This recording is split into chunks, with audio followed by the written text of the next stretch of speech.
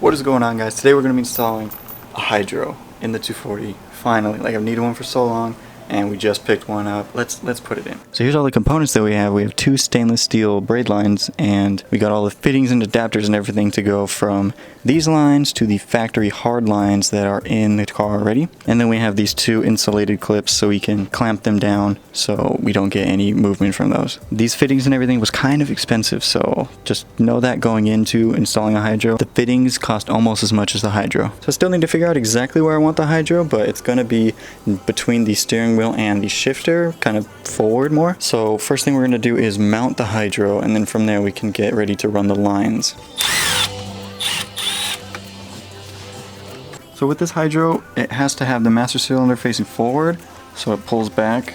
It's not like the ones where they have them go this way.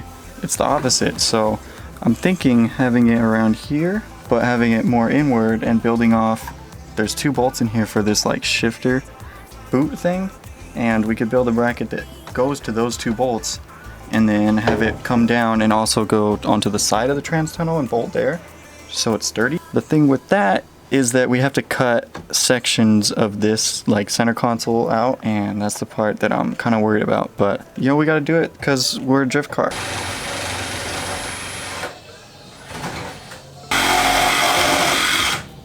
So I had to cut out way more of the center console and dash than I expected, but only because I have my ECU mounted right there. I got our standalone just chilling there. So the hydro has to be left of the ECU, and we got a pretty good spot here. Clears our steering wheel and the shifter, and it's like the perfect reach for me. And I don't know if I'm going to keep this or not. I actually might keep it for a while, just cause why not? So now what I'm thinking, instead of using the 2 bolts there, is bending a piece of metal to where it'll bolt to the trans tunnel, and then it'll just have a place where this just sits and this will bolt to the top of that. So we're going to try that out first, see how sturdy that is. If we need to reinforce it, then we will. So we got the hydro installed. You can see it there. We've got it mounted, and then we got 2 bolts there to the trans tunnel, and then we have the bolts coming into the cabin. So this is how it is. It's literally like I go from here and then to here, here to there.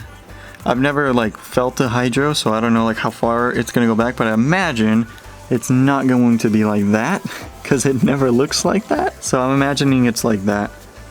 So that's all we're going to do today, because I know for a fact I don't have enough brake lines, so I'll have to figure something out for that. So for now, we're just going to have this like that. I'm going to clean up, and then we'll pick the video up when I have the brake lines. It's actually a couple weeks after the last clip that you just watched. I had to wait and order these longer lines because the 1-foot lines that I had, there was no way that we could make them work. So now we have these 48-inch lines, and we have plenty to get this thing done. So off camera, I double checked with the calipers to make sure that our fittings that we have are going to be correct for the size brake line that the 240s have. The size brake lines for S13s, I don't know if it's the same for S14s, it might be, but for S13s, it is a 3/16 inch brake line. So this adapter is going to bring us from 3/16 of an inch to -3 AN, which is what the steel braided lines are. On the master cylinder for our hydro, this is the input. So we're going to go from the master cylinder from the brakes to this line, and then this line is going to go to the rear brakes to the T. We're for sure going to have to bleed the brakes after this, but it should work. Okay, so I went ahead and I got quite a bit done off camera just because it was such a pain in the ass to do without filming that filming would make it so much harder. But basically you can see right there both of my stainless steel lines going to the brake lines. I have them tapped in to the rear brakes because we only want the rears to lock up when we pull the hydro. So they're tapped in. I just tightened everything up. I have to reconnect everything and tuck that brake line back up to the OEM location, and then we can bleed the brakes and test the hydro. But seriously, doing that was such a pain in the ass. I really hope that it works on the first try and we don't have to mess with it anymore because it's just too much. I was not having a good time doing that. We got everything hooked up on the hydro. We got the car out of the garage, and we're about to go around the block and see if we can get the rears to lock up.